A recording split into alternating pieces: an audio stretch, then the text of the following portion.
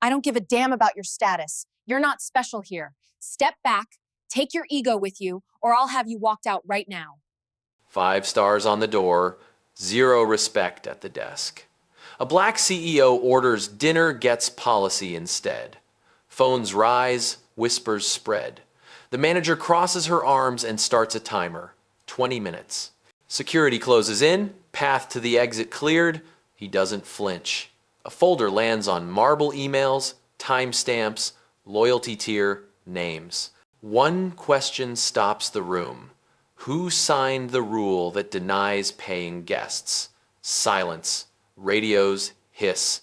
In 10 minutes, this lobby will learn what accountability sounds like. Keep watching. The decision you're about to hear is calm, lawful, and it ends careers. 5 stars glow above the lobby doors, marble floors breathe back the chandelier light, and the evening crowd hums with small talk that cuts off the instant the refusal lands.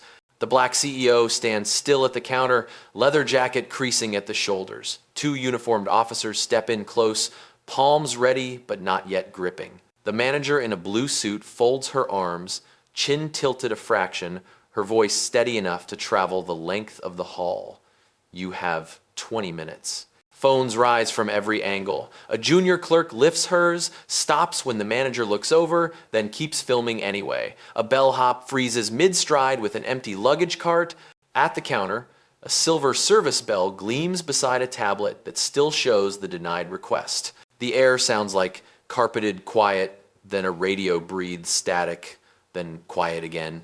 The black CEO does not move for the door. Instead, he opens a slim folder and sets it on the marble with a soft thud that carries. A loyalty card sits on top, gold letters catching the warm light. Under it, a printout of last week's email thread, a timestamp from tonight, the policy line they quoted, and a list of names. He taps the line that matters and looks at the manager. One question, simple and square on the table. Who signed the rule that denies paying guests? Murmurs ripple. Someone shifts a lamp on the counter and the shade throws a new ring of light across the paperwork. The manager keeps her arms crossed and nods to the nearest officer. That is right. Get him out. The officer steps forward, measured. The kind of step that says he prefers not to make a scene. The second officer angles toward the exit to clear a path. A guest in a dark suit leans back to keep his face out of a phone camera while still watching everything. Close on the CEO's eyes, no blink, he slides a second page free, a scan of the hotel's public brochure where the service is advertised 24 hours for elite members. He sets the brochure beside the tablet that shows the denial. The conflict is now a line of rectangles in a row, each contradicting the last. A soft laugh from somewhere behind the desk dies as quickly as it started. The manager checks her watch. 19. She says it like weather. She adds that the hotel reserves the right to refuse service for cause and for workflow. The clerk beside her swallows and frames a tighter shot with her phone, keeping the paperwork in view. A man near the back whispers that this will end up online by midnight. The CEO's reply is a subtle shift of weight, the stance of a person settling into a longer conversation. He speaks quietly so the room leans closer. Standards are not a buffet, he says. You do not serve them when it is easy and hide them when it is busy. The room absorbs it. The words land without echo, as if the marble itself took them in. The manager signals the officers again. One places a hand near the CEO's elbow, not touching yet.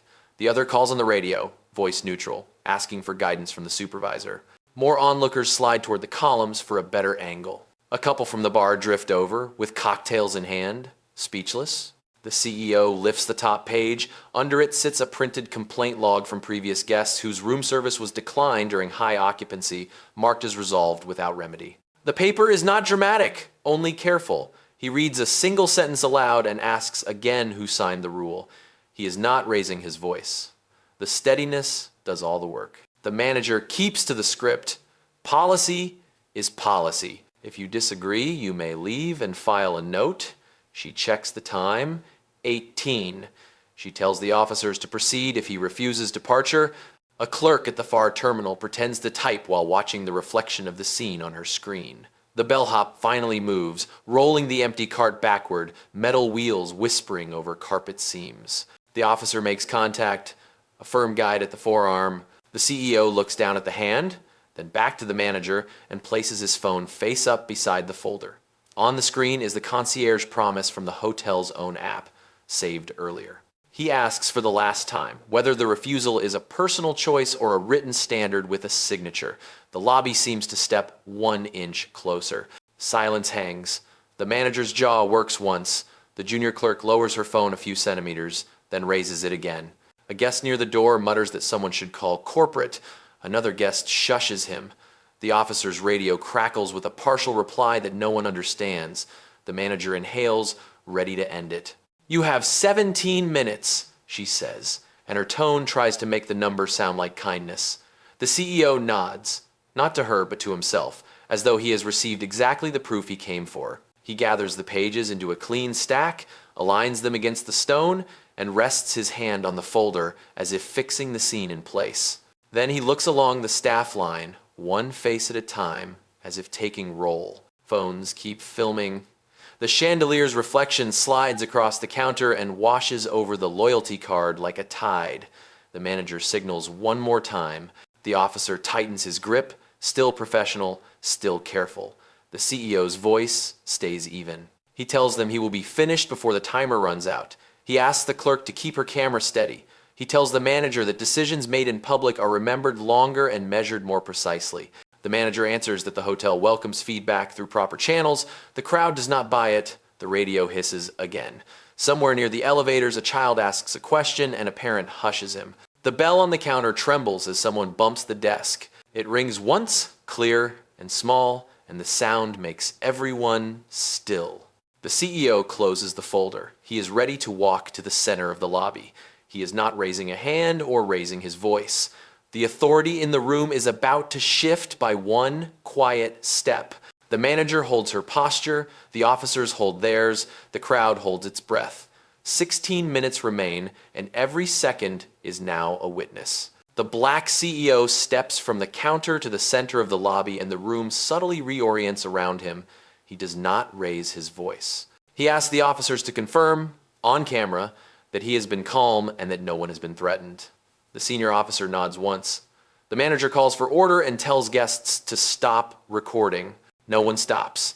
He asks the clerk to keep filming and to capture the clock above the concierge desk. The timer in the manager's head is now a timestamp for everyone else. He taps his phone and places it on speaker. A crisp voice answers, "General Counsel," he says, "patch in operations and the regional partner." The call blooms into a small chorus of yes on the line. He states the property code, tonight's timestamp, the refusal of a published elite service, and adds that the denial was delivered after identity was checked while benefits were visible on the app. He asks for the franchise agreement and the management contract. The manager tries to interrupt. He thanks her for confirming her name earlier and asks her to repeat it for the record. She does, clipped, then folds her arms again. Operations confirms the file.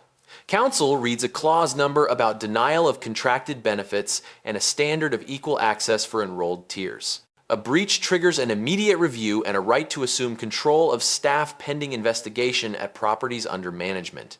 The manager scoffs that this is a franchise, not a corporate site. The voice on the phone corrects her and notes a change executed this afternoon. The fund completed its purchase of the management company. As of an hour ago, the team on the call holds authority for operations and staffing across the portfolio, including this lobby. The murmur in the crowd changes tone. The clerk lowers her phone for a heartbeat, surprised, then raises it again. The CEO asks operations to freeze non-essential transactions, hold the kitchen queue, and route guests to a temporary desk at the bar with 2 staffers who are not part of tonight's conflict. He asks the bellhop to assist them. The bellhop looks at the manager. The manager says, "Do not move." The CEO says, "Move now." And the bellhop goes, pushing the cart like it is a lifeboat. He turns back to the manager. He asks if she will stand down and cooperate while an independent lead takes the counter, or if she will continue to enforce a rule that no one has signed. Silence. Counsel asks him to proceed. He asks the clerk for the duty roster. The clerk looks at the manager again. The manager says the roster is confidential. The CEO says he accepts that answer and instructs operations to pull the roster from payroll and send the names to HR. Phones capture the moment the clerk's shoulders fall. The room hears the change. Authority just arrived and it is wearing a phone speaker. The officers shift their stance. The senior officer says they are retained to keep the peace, not to enforce hotel policies. He releases the forearm hold. The manager begins calling her regional director. The CEO waits, then tells the crowd the director will be on the same conference within 60 seconds. Counsel confirms the director has joined. The director speaks 3 words that drain color from the manager's face. Cooperate with operations. The CEO steps back to the counter and lines up the folder, the loyalty card, the brochure, and his phone in a neat row. He states, for the record, that the property denied contracted service to an eligible guest, escalated with removal threats rather than review, and attempted to suppress documentation. He asks HR to proceed with a temporary suspension of the staff on duty pending investigation and to prepare separation packets for anyone who refuses to comply with the interim lead. The manager says he cannot fire anyone on the spot. The director says the interim lead now has full authority. The CEO thanks him and names the interim lead, a night auditor emerging from the back with careful steps. The auditor looks stunned, then nods. He asks the staff to place badges and access cards on the counter if they choose not to continue under the interim lead while HR reviews the incident. A pair of attendants trade looks, set their badges down, and step aside. The clerk who filmed keeps hers, breathes out, and asks where she should stand. At the temp desk by the bar, he says, she goes. The manager stands rigid, phone to her ear, waiting for a rescue that does not come. The director, still on speaker, says the investigation will include previous denial logs. The lobby hears the word investigation and goes quiet enough to catch the soft whir of the chandelier's cooling fans. The CEO ends the call with a simple acknowledgement. He faces the guests and apologizes for the disruption, offers vouchers, and asks the interim lead to restore room service for everyone waiting. He turns to the officers and thanks them for keeping the scene calm. He turns back to the manager and asks, one final time, whether she will cooperate during the transition. She stares past him and says nothing. He nods, notes the refusal on camera, and tells HR to process her termination pending final review. A stack of badges grows on the stone. 10 minutes have not yet passed. The lobby understands what the rest of the night will be. The interim lead steps behind the counter and breathes once into his collar, as if measuring the size of the room he has just inherited. He pulls the tablet toward him, opens the service queue, and calls the kitchen to restart plating for floors 12 through 16. The clerk from the bar relays table numbers, her voice steadier now that she has work to do. A pair of attendants roll out a linen-covered cart and begin stacking trays. People in the lobby drop their shoulders a notch because motion has returned to the building. Motion always outruns confusion. The black CEO stands to one side of the counter and watches the line reform under the new cadence.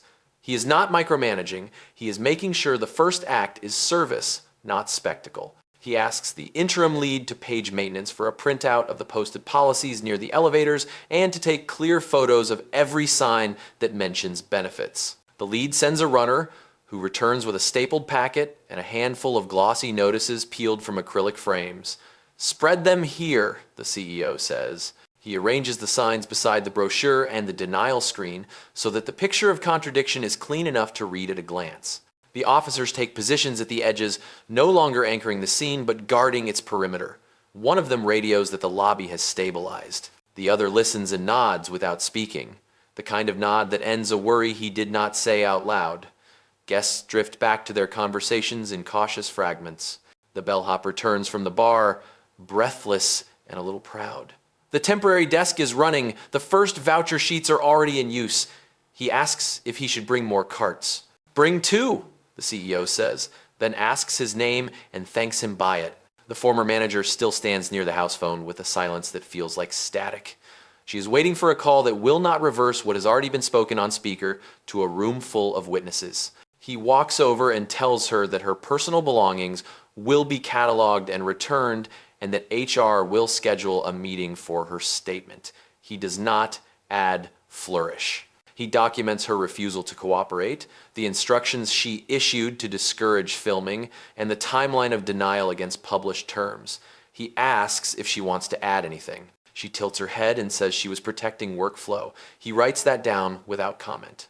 Then he steps away because the scene is not about her anymore and he is not going to give her a stage she cannot carry. Operations calls back to confirm that payroll has frozen access for the suspended staff and that corporate security has pulled camera footage for archive. Counsel emails a short memo with the clause excerpts highlighted and a logistics checklist for a rapid handover. The interim lead reads it with the concentration of someone who knows a clean handover tonight could be the start of his next 10 years. He asks for permission to move 2 reliable housekeepers to tray running. Granted, the CEO says.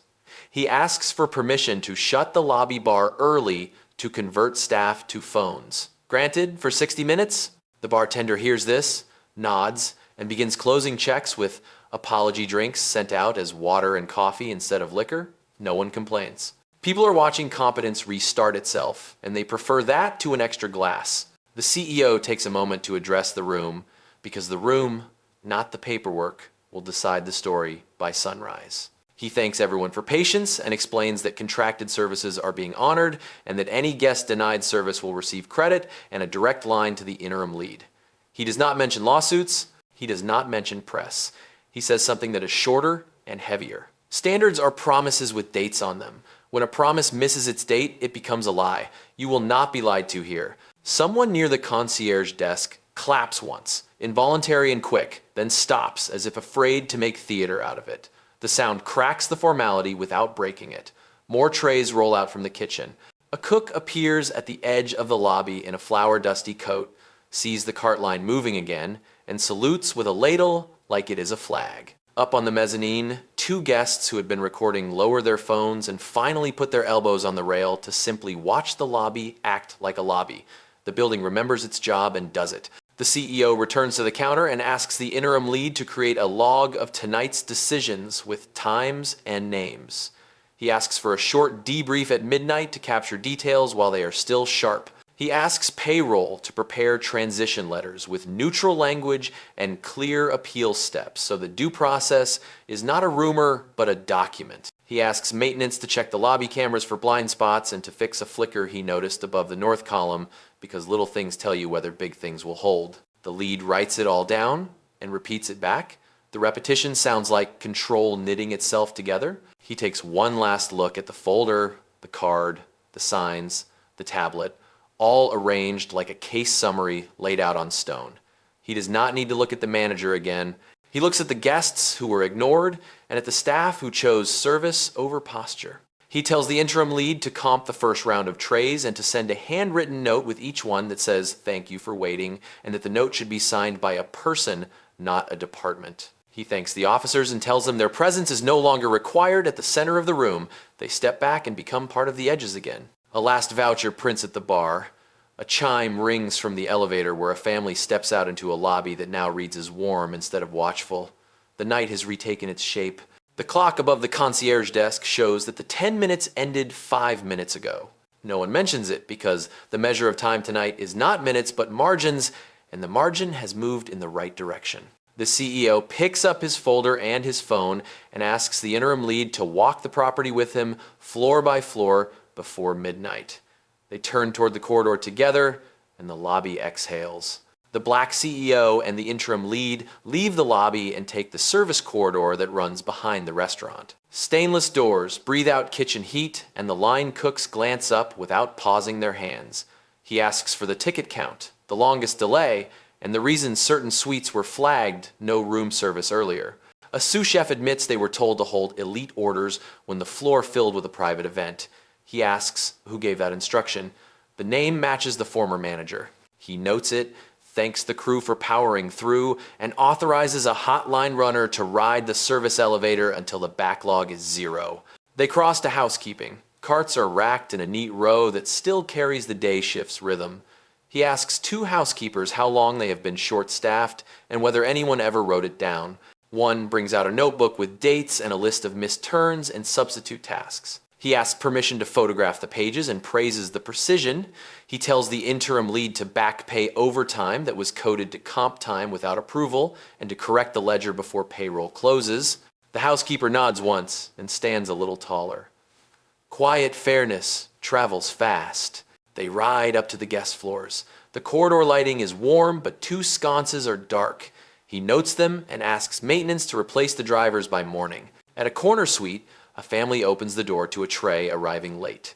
The interim lead apologizes first, offers credit, and leaves a card with a direct line. The parent says thank you and asks what happened downstairs. He keeps it short. Promises were contradicted, they are now restored, and the review will be thorough. The family smiles like people who just want their food hot and their room quiet. Back on the elevator, operations calls with a preliminary roster. It shows a small pattern that matches the complaint log. Denials spike during high occupancy and shift to the same decision maker each time. Council adds that the franchise disclosure requires parity for elite services and that local policy cannot curtail a published benefit. He asks for a draft notice that explains the standard in simple language and requires any future restriction to carry a named approval and a time limit. The goal is not an apology that evaporates by morning, but a rule that holds on busy nights. They return to the lobby for the second pass. The bar has converted into a temp desk. The clerk who filmed earlier now routes guests with a calm that feels earned. The bellhop has 2 carts moving like shuttles. A guest who had been loud now speaks softly to the interim lead while signing a voucher. The officers remain at the perimeter and are already less visible. The building has replaced spectacle with pace. He asks the interim lead to collect written statements from any staff who want to record what they were told to do. He instructs HR to offer an exit with dignity to anyone who does not wish to work under the corrected standard and to document refusals without rhetoric. He requests a coaching plan for those who stay with a focus on enrollment benefits, conflict de-escalation, and the simple act of saying, "Let me check," before saying no. Training will begin at the start of the next shift and will be repeated until it becomes reflex. He gives the room one more address. Guests will receive what they paid for, and staff will receive the structure they need to deliver it. The incident is not a scandal to be fed, but a system to be repaired. He asks the clerk to post the clear policy by the elevators and on the app tonight, not next week. He asks the auditor to close the day with a line that notes the intervention and the decisions taken under authority. The interim lead repeats the checklist back and adds a detail the CEO had not asked for. He will sign each tray ticket himself until midnight, so every guest sees a name attached to service. The black CEO looks up at the clock above the concierge desk and then at the stack of badges on the counter. He does not linger. He tells operations to schedule a dawn huddle with the morning crew, tells maintenance to fix the north column flicker before breakfast, and tells security to archive every camera angle that touched the denial. He thanks the staff who stayed, not for loyalty to him, but for loyalty to the work. Then he turns toward the back office because before the night ends, he wants the paper to match the room. Policy, contract, pay, training, signage. If the foundation is right, the lobby will never need to learn this lesson the loud way again. The back office hums with the quiet of printers and the faint tick of an analog clock. The black CEO sits with the interim lead at a small conference table, the kind meant for vendor demos, not governance. He spreads the documents out like a map. Franchise addendum, staffing authority clause, complaint log excerpts, a one-page notice in plain language that explains what guests can expect and what staff must do before refusing any request. He removes adjectives, keeps verbs, confirm, escalate, document, deliver. He asks counsel for a final pass and sets a deadline measured in minutes, not days. HR dials in with a status board. Suspensions processed. 2 resignations accepted without dispute. 3 employees request a meeting to stay and retrain under the new standard. He signs approval for a paid training block to begin before the next shift. He adds a note that completion is not a checkbox but a demonstration, a short scenario, a real policy pull, a measured response on camera for quality. The interim lead writes it into the plan and assigns mentors by name instead of title because names carry weight. Operations sends a draft message for guests. He edits it down. No jargon, no defense. A direct apology and a timeline for service restoration that is already underway. A number to call that rings a person, not a menu. A credit that posts by morning. He approves it and tells the clerk to push it to the app and to print a few copies for the elevator table. Guests step in and out of the lobby reading the notice and nodding the way people do when something wrong is named without excuse. Security uploads camera angles that show the sequence from multiple points, legal marks, and stores them. He requests a copy for training so the next team can study what went wrong without turning anyone into a villain or a hero. He repeats the principle that a system should not rely on a single personality to behave. The fix is structure and practice, not charisma. He steps back into the corridor and walks through the staff break room. A whiteboard still holds notes from a morning briefing about a private event that pushed the kitchen to the edge. He draws a small grid, demands spikes on one axis, staffing on the other, with a shaded square where standards bend. He writes, "Do not run hot in the top corner." He writes exactly how to cool a spike on the next line. Move trays, pull phones, post a visible lead, ask for help before you say no. The interim lead takes a photo and says he will make it a laminated card that lives with the tablet. The manager waits in a glass office with an HR rep. She gives a brief statement, eyes fixed on a point past the window. He listens without reacting, asks 3 clarifying questions, and ends the meeting when she begins to argue with the facts on the page. He tells HR to process her termination with neutral language and full final pay, to collect keys with dignity, and to offer a reference limited to dates and role. Accountability is not revenge. It is a door that closes without slamming. He returns to the lobby for the last time tonight. The bar is back to serving drinks. The temp desk has shrunk to a single clipboard and a bowl of apology chocolates that look slightly embarrassed but are doing their job. The bellhop gives a small salute with a folded room map. The clerk who filmed earlier hands the interim lead a binder with tabs for policy, training, and nightly audits. She says she made it during the quiet hour between carts. He thanks her and says that is how leaders are made, not named. He gathers the staff who remain for a short stand-up. He lays out the shape of tomorrow. A 10-minute huddle before every shift, a visible roster with a name beside every role, a rule that any refusal must carry a signature and a time limit, and that the default answer for enrolled benefits is, "Let me check." He tells them the quickest way to grow a career in this building is to be the person who calms a problem without shrinking it. He promises that praise and correction will be specific and timely. The interim lead repeats the commitments back to the room. People nod because the words match what they have watched. He turns to the guests. He thanks them again for patience. He offers final vouchers to the last few still waiting.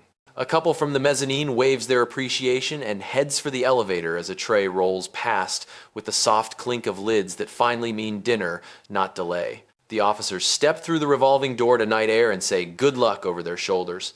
The clock above the concierge desk slides past midnight and keeps going as if the building just took a deeper breath. At the counter, the stack of surrendered badges sits like a small cairn. He does not linger on it.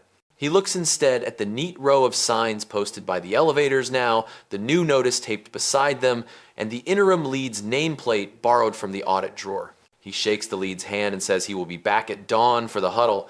He will not grandstand on the morning shift. He will stand in the back and listen to the cadence and only speak if the room misses the beat. He walks toward the doors with his folder under his arm.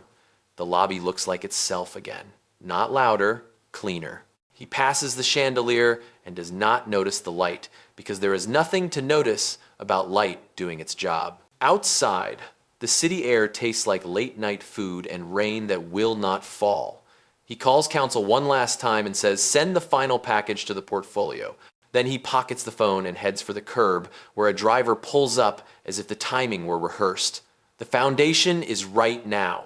If the team keeps the practice, the lobby will not have to learn this lesson again. Dawn leans through the high windows as the night staff hands the building back to morning. The black CEO returns before the first espresso pulls, jacket over his arm, folder thinner than it was. The interim lead waits near the concierge desk with a stack of printed rosters, eyes bright from too little sleep and too much purpose. Housekeeping drifts in with carts, kitchen lights rise one bank at a time, and a faint scent of toast competes with floor polish. He gathers the team into a loose circle where the lobby's echo is soft enough to hear each other breathe. He opens with names, not titles, and thanks specific people for specific acts. The bellhop who pushed through resistance, The clerk who filmed when instructed not to. The cook who kept the line moving without drama. He does not clap, he details. You paused, assessed, rerouted. You spoke clearly once. You did not escalate. The words are a record first and praise only because the record is good. Faces steady, shoulders lower. A rhythm forms that sounds like competence. He lays out the plan for the next 12 hours. 3 service pillars. Answer quickly. Verify before refusing. Document every deviation with a time, a name, and a reason. He has the interim lead hold up the laminated card the team will keep by the tablet. The card carries 4 steps and no jargon. Hear, check, offer, close. If any step takes longer than a minute, ask for a second pair of hands. If the hallway feels like it is heating up, it probably is. Call it early, not late. He turns to the policy posts, the clerk taped by the elevators during the quiet hour. The signs are clean and readable at a distance. He asks a new hire to read one aloud. The sentence design holds. No hedging. No cloudy language that melts when pressure lands. He circles back to the principle that standards are promises with dates printed on them. If a sign says 24 hours, then a guest asks at 2 in the morning. The answer cannot depend on who is holding the tablet or how crowded the bar is. The answer must be the sign, and the sign must be true. Operations dials in for a quick sync and reports that credits posted, app notifications went live, and overnight complaints dropped after the first trays left the kitchen. Council confirms the suspension packets were sent and acknowledgments recorded. HR notes 2 interviews later this morning for roles the property will backfill. The interim lead glances at the clock and sketches a handoff schedule on a white card. He assigns a point person per hour, so no one wonders who to ask when the room tilts. The CEO watches him do it and says, "Good." Names, not fog. A small ripple moves through the lobby when a guest approaches with an old grievance, the kind that hangs on memory like a burr. The CEO meets him at the counter, listens to the full story without cutting it, verifies it on the system, and apologizes without qualifiers. He offers concrete repair, not a coupon spray. A direct line, a credit already posted, and a line of sight to a person who will answer. The guest's posture unlocks. He leaves with a paper that names a standard instead of a promise that fades the moment ink dries.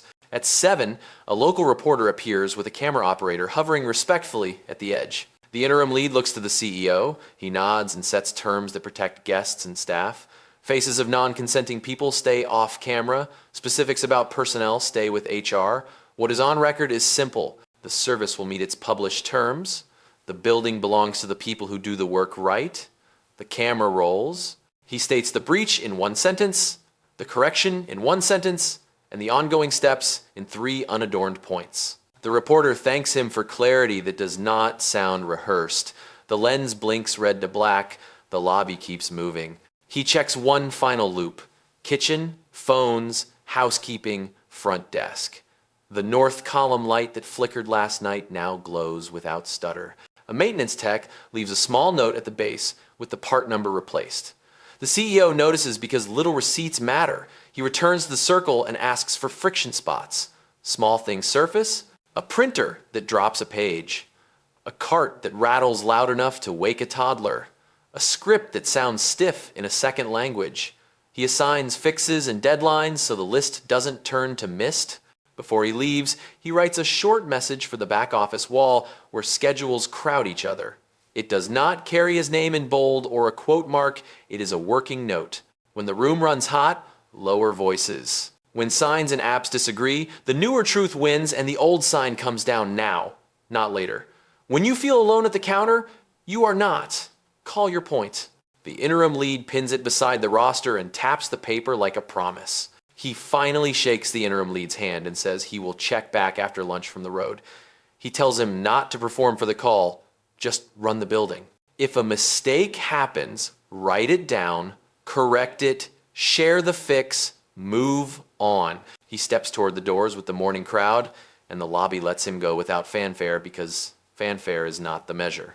The measure is trays leaving on time, phones answered on the second ring, and a guest at 2 in the morning hearing yes, of course, coming right up. The day begins like a metronome. The lesson has settled into practice. By late morning, the story has already outrun the building. Clips from the lobby travel in narrow verticals, chopped into 8-second jolts that carry the same spine. A denial, a question, a call that rearranges the room. The black CEO ignores the noise count and looks for signal. He asks comms for a heat map of mentions by city and a thread of specific claims to verify or refute. He instructs the team to answer only with facts that have documents behind them. No adjectives, no victory laps. He signs a short statement for the portfolio site that names the standard, the breach, and the correction, and leaves space for the property to speak in its own voice by nightfall. At the property, the interim lead settles into a pace that feels sustainable. He rotates, breaks before people fray. He checks the kitchen pass and finds the ticket line almost even with capacity. Housekeeping starts a rolling reset on floors that ran late. The bellhop retires the rattling cart and pulls a quieter one from storage. Small noises fade and the building breathes at a lower pitch. The desk clerk who filmed the mess now films a different thing for training. A clean handoff at shift change. A polite refusal that ends with a concrete offer and a timestamp. She labels and archives both. Operations pushes the new service notice to other hotels in the portfolio and schedules briefings. The CEO asks each general manager for a 2-paragraph plan that explains how they will keep parity for enrolled tiers during private events, kitchen spikes, and skeleton shifts. He tells them to name a person accountable for each choke point instead of writing passive phrases that blur who decides. Replies arrive fast because everyone can read the weather. Some plans are crisp, some try to hide behind tradition. He circles the ones that lean on habit and asks for rewrites by end of day with measurable triggers, not feelings. An industry blog posts a hot take that he does not forward. He forwards the maintenance ticket where the north column light was fixed and thanks the tech by name. He forwards the print queue repair and the note that the phone tree lost a second of latency after an update. He is building a culture that treats quiet receipts as headlines and performative statements as background noise. A leader in the kitchen sends a text with a selfie of the crew high-fiving a roll of fresh ticket paper. He answers with one word: onward. Around noon, a guest with a long memory returns to the counter, carrying not a complaint but a story from last month when a late tray arrived cold and no one called back. The interim lead apologizes and asks permission to record a short interview for training. The guest agrees on the condition that his face stays off camera. He describes the silence after the denial and how it made the hotel feel hollow. The video lasts 90 seconds and lands harder than any statement. It becomes lesson 1 in the next class. You do not fix a policy by promising warmth. You fix it by preventing silence. The former manager's exit finalizes. HR logs a neutral reference and schedules debriefs for the team she supervised. 2 attendants who set badges down last night asked to return under training.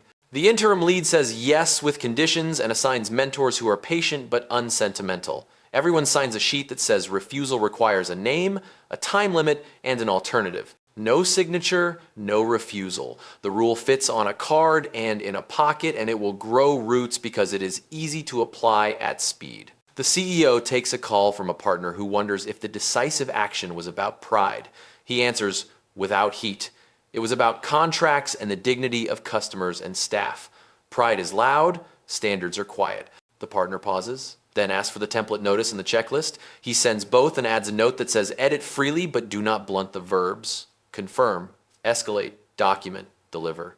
By afternoon, the app metrics show fewer abandoned calls and shorter average queue times. Room service satisfaction ticks up from last week's baseline after only a few hours of rhythm. The clerk at the temp desk returns to the front counter, leaves a small bowl of chocolates anyway, and writes a sign that says, ask for a second pair of hands if your guest waits longer than a minute. It looks almost cute until someone actually does it, and 3 bodies move, and suddenly the lobby feels engineered, not lucky. He walks the property one last loop before heading to the airport. He thanks people in specific sentences so they can repeat them to themselves later when the adrenaline has cooled. He shakes the interim lead's hand and says the same thing he says at every good handover. Keep the paper matched to the room. He steps into the daylight with his folder thinner again, not because he told a story, but because the building learned a process it can repeat without him. The feeds will keep buzzing tonight. The lobby will not. That is the win. Late afternoon slides into the hour when hotel lobbies turn from business to luggage. The black CEO rides to the airport with the window cracked, the air carrying a thread of traffic grit and late sun. He reviews a tight packet on his lap, the corrected policy, the training card, the first shift audit. Each page has a time and a name. He calls operations and asks how many properties have posted the notice. More than half. He asks how many called to argue the language. 3. He says send their general managers the clause excerpts and a short explainer that defines refusal as a last resort with a signature, a time limit, and an alternative. No signature, no refusal. He clears security, finds a quiet seat by a window, and dials the board chair. The summary is lean. Published benefit. Denial documented. Authority clarified. Staff suspended or retrained. Service restored in under an hour. The chair asks what today cost. He answers with the number for vouchers, the overtime correction for housekeeping, and the training block. Then he names what it bought. Lower complaint velocity, visible standards, a team that knows who decides. The chair says, keep the receipts and move. He already has. On the ground at the hotel, the interim lead runs a second huddle with the evening crew. He points to the laminated card and walks them through a live request that might crowd the line. He assigns a runner before the spike hits. He stands behind the phone desk for one call, not to jump in, but to hear the cadence. He hears the phrase, let me check, said without fear. He nods once and moves on. The bellhop returns with a newer cart that glides through carpet. The rattling one lives in the maintenance shop, now beside a sticky note that says fix or part out by Friday. The CEO opens his laptop and reviews a dashboard that is more skeleton than system. It shows calls answered, trays delivered, credits posted. He asks analytics to add a simple marker for promises made and promises kept within time. If that number slips under 95%, the screen turns red. He does not want a slideshow at month end. He wants a ping when the room starts running hot so someone can cool it before apology emails stack up. A reporter from a national outlet emails asking for comment beyond the morning clip. He replies with 4 lines that read like a checklist. We matched practice to policy. We disciplined people without theater. We restored service first. We're publishing the training so others can use it. He includes a link to a plain text version of the notice. No banner, no logo. The story will go where it goes. The record will sit there waiting for anyone who cares about how the work actually gets done. The former manager sends a terse statement through her counsel. It claims she protected staff from overload. He forwards it to HR with no adjectives attached. The file grows by 2 pages, her directive to hold elite orders and the log showing repeated denials during high occupancy. The principle remains clean.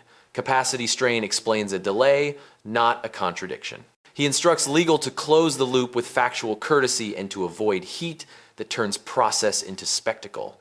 Back at the property, a small moment lands harder than any memo. The clerk who filmed the chaos steps away from the counter to help housekeeping deliver a tray to a family with a toddler half asleep on a parent's shoulder. She knocks softly, greets them by name, and sets the tray down without a clatter. She leaves a card with a direct line and a note that says, if you need warm milk, call and I'll bring it. The interim lead watches from the hall and writes down the line because good sentences deserve to be repeated until they become the way the building speaks. Evening creeps toward the dinner wave. The kitchen hums at a level that feels controlled rather than brave. The night auditor checks signatures on 2 polite refusals and sends both guests a follow-up call within 10 minutes with alternative times that actually arrive. The bell at the counter rings twice all night, not as alarm, but as a simple signal that a second pair of hands is needed. Hands arrive. The lobby holds its shape. The flight boards. The black CEO buckles in and closes his eyes for one long breath, then opens the folder again. He revises 1 sentence in the training. Instead of apologize for the inconvenience, he writes, name the miss and state the fix. He adds a line under refusal that reads, the answer is no, only after you have checked systems, checked people, and checked the posted promise. He saves the edit and sends it across the portfolio with a timestamp that pins responsibility to his own name. As the plane lifts, the city thins into a grid of sodium and white. He thinks about tomorrow's calls, about a different property that always runs hot on holidays, about a general manager who hides behind averages. He will visit that lobby next. Not to make a scene, to watch a shift change from 10 steps back and to ask the only question that matters. Does the paper match the room? If it does, he will thank them and leave. If it doesn't, he will fix it before the story finds them.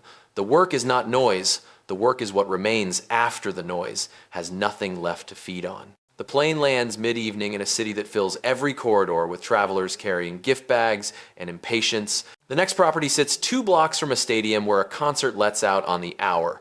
The black CEO walks through sliding doors that breathe out conditioned air and a murmur that already runs a little hot. He does not announce himself. He stands 10 steps back from the front desk and listens for how the building speaks when no one thinks they are being watched. A line curls past the rope posts. Phones ring in quick pairs. A night supervisor keeps pace, head up, voice steady, but the rhythm is close to breaking. Room service has been throttled since late afternoon and a hand-lettered sign says limited service for demand. He takes a photo of the sign and zooms in. No time range, no signature, no alternative. The pattern is familiar. When pressure climbs, language turns hazy. Haze invites shortcuts. Shortcuts invent policy. He moves to the side counter and asks for water like any guest. The attendant slides a bottle his way and apologizes for delays. He asks one question. Do elite benefits change after 10? The attendant starts to say yes, then stops, then says, "Let me check," and taps the tablet. A pause. The posted promise on the app reads 24 hours. He thanks her for checking, asks for the supervisor by name from her badge, and steps into the light. The supervisor recognizes him but does not change volume or speed. That is a good sign. He explains the load, the kitchen running at 95%, the call queue backed up by a wedding upstairs, the sign they posted to give themselves room. The CEO holds the paper between 2 fingers. It does not give you room, he says. It gives you fog. Fog makes people angry faster than hunger.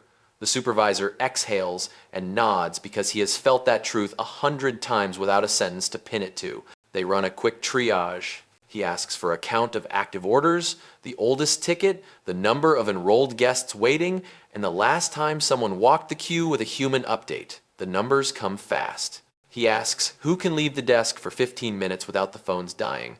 A concierge raises her hand. Good. You are now the face of time. Carry a pad, write down doors, promise a window you can keep, and bring back one thing each lap. A lemon wedge, a tea bag, a card with a direct line. People forgive wait if they can feel a hand on the problem. They ping the kitchen. A line cook answers between plates. The bottleneck is plating, not stove.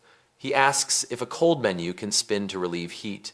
The cook says yes if someone stages trays. He grabs the quietest bellhop, points to a prep table in the service hall, and has him lay out lids and cutlery in rows so plates can land and leave. He approves a runner to ride the service elevator with no stops until the spike fades. The supervisor radios the floors.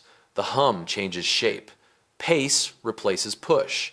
He takes down the paper sign and writes a new one in block letters that fits on a half sheet. Room service is available. If your tray is delayed, ask for a time and a name. He signs only with the night supervisor's first name and tacks it at eye level by the desk. He asks the concierge to read it aloud to the next 3 guests so the words turn into a habit, not wallpaper. He listens to the phrasing.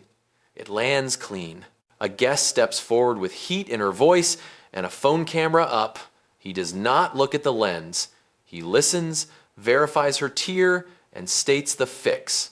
22 minutes to your door, a credit already applied, and a check back call at minute 20. She lowers the phone because certainty moved in. A second guest starts to launch into last year's story and then catches the rhythm in the room and chooses to wait 2 minutes for an honest time. Momentum flips when a counter stops guessing and starts marking. He walks the back corridor with the supervisor and reviews the board. He asks for a micro-huddle every 30 minutes until midnight, 4 sentences, 30 seconds, eyes up. What is oldest? What is next? Who is stuck? Who needs a second set of hands? He writes it with a marker on a dry erase strip and sticks it above the printer because tools belong where eyes land, not in a binder that grows dust. Operations calls to ask if he wants a press comment about being on site again. He says no, then sends a text to the portfolio chat with a photo of the new sign and 3 words, name the time. The interim lead from the first property replies with a photo of his own lobby, quiet and balanced, and a note that training class 1 filled in 8 minutes. By 11, the line has shortened and the noise has lost its edge. Trays leave on a cadence that looks intentional. The wedding upstairs edits toward last songs. The concierge hands the supervisor a pad filled with doors and check marks. He thanks her by name and pins the card to the side of the monitor. He tells the CEO they did not refuse anyone, and he is tired for the right reasons. The CEO smiles without turning it into theater. Keep the paper matched to the room, he says. Then he steps back into the public space and watches for one more cycle to make sure habit forms and holds. Morning brings meetings, not noise. The black CEO sits in a small conference room at the airport lounge and opens a portfolio-wide call. General managers join from lobbies and back offices, some with the breakfast rush behind them, some with vacuums humming just off camera. He gives them the spine of the incident in 30 seconds and the standard in 10. Published benefit, documented denial, authority clarified, service restored before the timer ran out. From this hour forward, refusal is a last resort that carries a name, a time limit, and an alternative. No signature, no refusal. Operations shares a screen with a simple dashboard that refuses to look clever. Calls answered, trays delivered, promises made, promises kept inside time. A thin red stripe appears if any line drifts below the agreed threshold. There are no pie charts. There is one alert that says the room is running hot. Tap it and you see the 3 levers that cool a spike. Stage trays. Add a runner. Move a lead to the phone. The tool is blunt because speed hates decoration. He walks the group through a 10-minute drill they will run at every property this week. Pair a desk lead with a kitchen lead and a house lead. Read the posted promises out loud.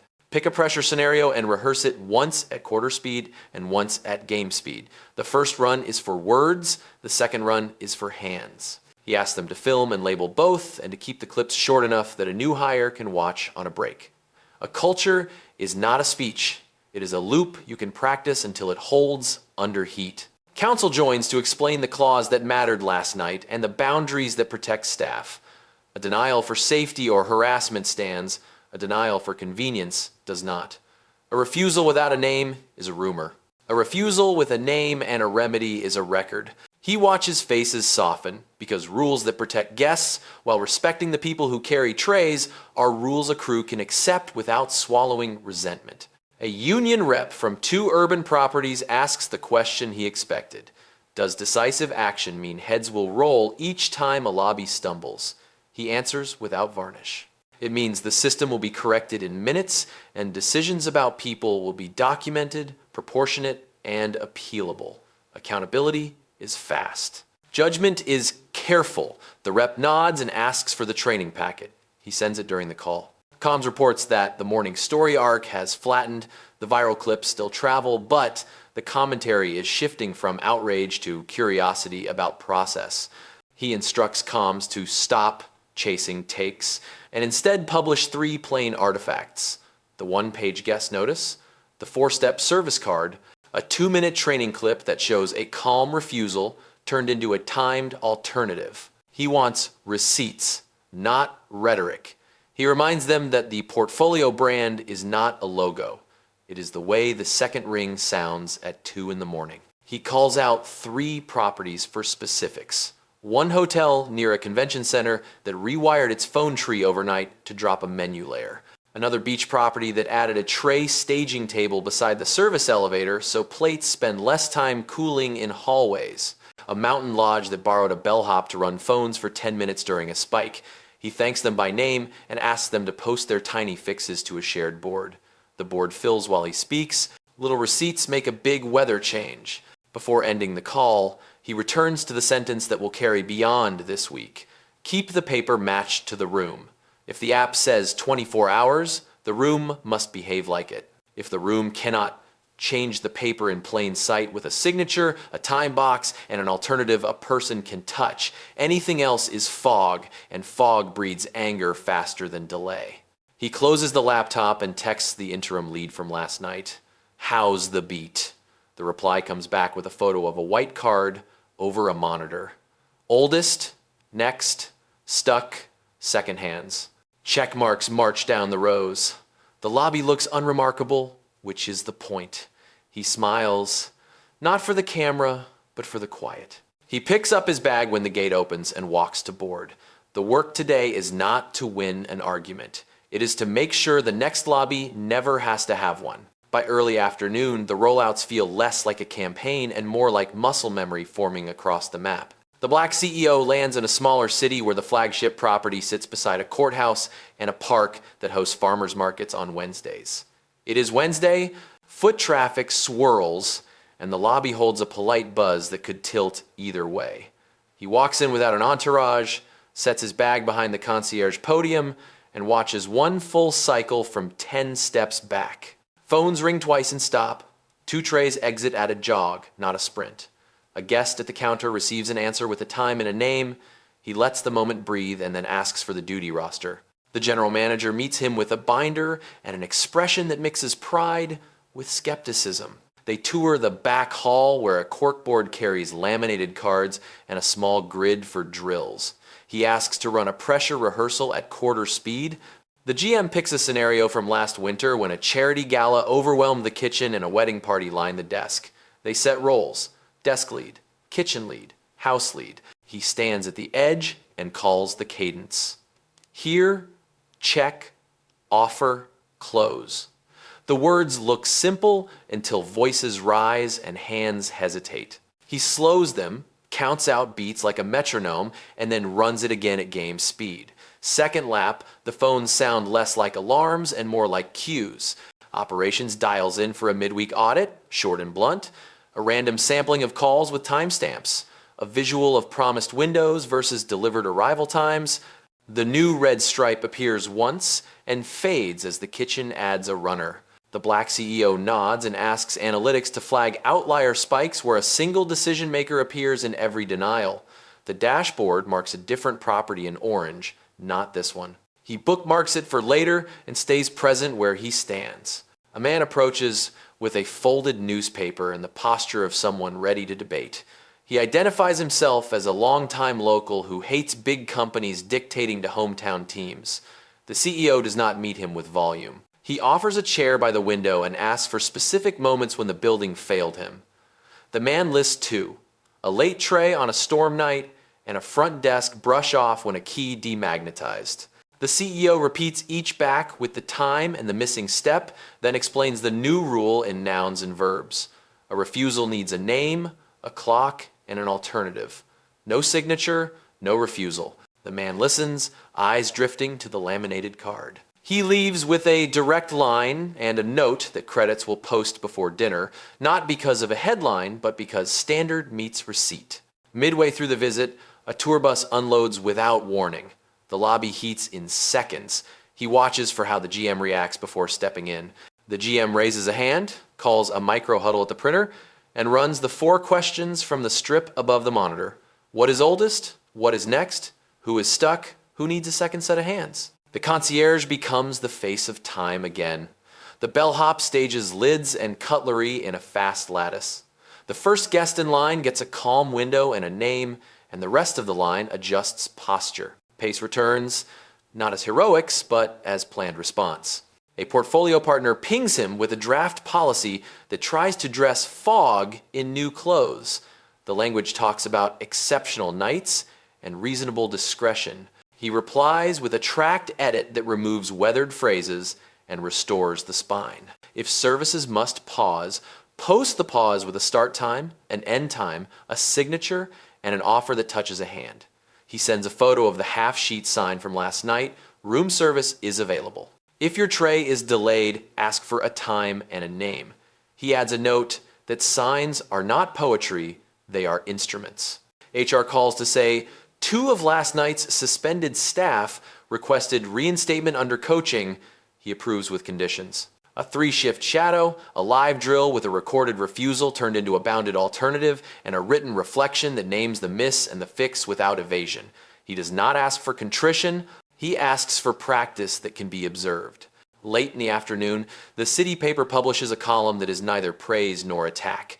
It asks how often hospitality hides behind tradition when contracts are clear. He forwards the link to comms with a single instruction. Do not answer with adjectives. Publish the 3 artifacts again and let the receipts stand. He returns to the lobby and watches a handoff at the desk. The script is human. Thank you for waiting. Your tray is at minute 12. If we hit 15, I will call and adjust your credit. The guest nods, tension gone because math replaced wish. Before leaving, he meets the breakfast crew coming in early for training. He thanks them for showing up before dawn and runs a miniature version of the drill. 1 minute on words, 1 minute on hands. He asks a new hire to read the posted promise aloud. He asks a veteran to role-play a polite refusal that ends in a timed alternative. They watch themselves on a short clip and wince at a rushed phrase, then run it again with air in the sentence. He writes 2 lines on the whiteboard. Lower voices when the room runs hot. Keep the paper matched to the room. The GM taps the board like a pledge. He steps out as the courthouse bells mark the hour. The park vendors fold tables and the tour bus loads back up. The lobby looks ordinary, which is the compliment he chases. He checks the dashboard once more and sees the orange property cooling under a new runner. He closes the laptop and texts 1 sentence to the portfolio chat. Same rule, every lobby, every night. Then he shoulders his bag and moves toward the street where the work is waiting, in a different building with different light and the same need for promises to behave like clocks. Night settles in a different city with a different cadence, and the portfolio map on the black CEO's screen shows a scatter of green checks where drills ran on time. He sits at a small desk in a quiet hotel room, the kind with a lamp that hums when it warms. He opens a fresh document labeled Baseline and begins turning tonight's work into something that will still hold 6 months from now. Stories fade, baselines don't. He writes what must always be true. The posted promise sets the floor. Any restriction must be posted, signed, time-boxed, and paired with an alternative that a person can touch. No signature, no refusal. He adds the 4-step card and the micro-huddle questions as appendices instead of slogans so they cannot be shaved by a manager in a hurry. Operations pings with 2 new signals. One property shows a spike at shift change. Another saw a dip when a private event commandeered elevators. He calls the first and listens to the floor lead talk through the stumble without defensiveness. The fix is simple. Stagger handoffs by 10 minutes so no hour turns brittle. He calls the second and asks maintenance to dedicate 1 service elevator during events and to post a visible note that names the lane so guests feel the plan, not the excuse. He records both as patterns with remedies so they enter the library and stop being surprises. HR reports that reinstated staff at the first property completed their shadow shifts and passed the live drill. Their reflections read like people who stared at a miss and did not blink. He approves their return with a short note that thanks them for choosing practice over posture. Council closes the loop on last night's terminations with neutral letters and a clean archive. The goal, he reminds himself, is never to stack badges on stone. It is to keep standards visible enough that no one is tempted to test them. A community group emails an invitation to a public forum about service equity next week. He accepts with conditions to protect individual employees and guests, then forwards the invite to the interim lead and the clerk who filmed the first lobby. He wants the room to hear from people who did the work, not only from someone who can quote clauses. He drafts talking points that fit on 1 page. Published benefits must read the same regardless of accent, suit, or hour. Verification replaces vibe, documentation replaces memory, alternatives replace dead ends. He reads the page aloud once to clean out any word that sounds like a panel instead of a plan. Near midnight, he walks the current property's lobby, not to inspect but to hear its sound at rest. The night auditor glances up and nods with the quiet pride of a person who knows where every key is. A tray rolls through like a mild tide. The north column light here is steady. He notes the part number anyway because the habit has become a lens. A guest returns from a late flight and asks, half joking, if room service works after midnight. The auditor says yes, names a time, and writes the room number on a pad that lives next to the phone, so promises do not rely on memory. The guest smiles like a person who does not need to film anything to be believed. Back upstairs, he opens the dashboard again and sees one more orange flag, a suburban property with a new GM who likes to improvise. He calls and asks for a walkthrough. The GM sounds defensive until the CEO asks him to read the posted promise aloud. The act of reading softens his tone. They walk a single request from greeting to close, and by the time they finish, the GM is writing his own half-sheet sign that names a window and an accountable lead. He posts it at eye level. The orange fades to yellow and then to nothing. He writes a note to the board chair that tomorrow he will stop traveling and let the system run. He lists 3 open risks: holiday spikes where kitchens run hot, weather that strands crews, and managers who fall back on fog because it feels flexible. For each, he writes a counter: pre-staging, cross-training, visible time boxes. He commits to a 1-page monthly that names, misses, and fixes with dates so the portfolio's memory does not reset each quarter. He closes the laptop and lets the room go dark, except for the lamp that hums at the same pitch as his pulse settling down. Before sleep, he thinks of the first lobby and the line of rectangles on stone. Card, policy, brochure, tablet. The clarity of objects arranged so anyone can read the truth. He keeps returning to that picture because it reminds him the work is not charisma, it is arrangement. Put the right words where the eyes land. Put the right hands where the heat rises. Put names on promises so they behave like clocks. In the morning he will stop being the story. The buildings will carry the beat without him. That is the design. The quiet is the proof. Morning comes quiet and stays that way.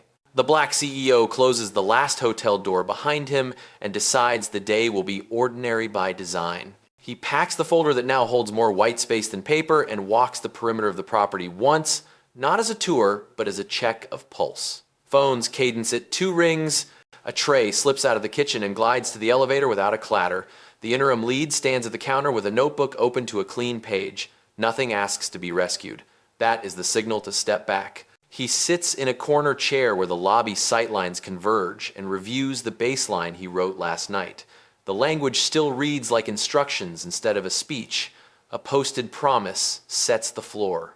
Any restriction must be signed, time-boxed, and paired with an alternative a guest can touch.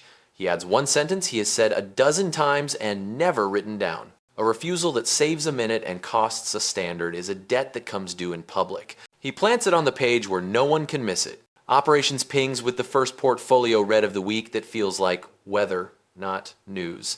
The map shows greens across most cities and a handful of quiet yellows where drills are still clumsy. He asks analytics to surface 1 clip from each yellow site that shows a micro change already helping. The board fills with videos that last under a minute. A bellhop staging lids before the spike lands. A housekeeper answering a phone during a run to buy the desk, 30 seconds. A concierge reading the half-sheet sign aloud to a guest until the phrasing sticks. None of it is heroic, all of it is repeatable. He steps into the staff room before the day shift begins and writes a short note on the whiteboard. When the hallway heats up, lower voices and count. What is oldest? What is next? Who is stuck? Who needs a second set of hands? Then he writes the line that has become a hinge for the whole week. Keep the paper matched to the room. He caps the marker and leaves the room without adding his name because the sentence belongs to the building now. A community forum fills a small auditorium that evening. He sits on a plain chair with the interim lead and the clerk who filmed the first lobby. The moderator asks for the story. He gives it in 12 clean sentences and then yields the microphone. The clerk describes the moment she chose to keep filming after being told to stop and how the room's temperature changed when timestamps arrived. The interim lead explains the laminated card and how a script turned into a muscle once hands practiced under a clock. The audience nods more than it claps. The point lands because it is small and useful. Questions come about edge cases and bad nights.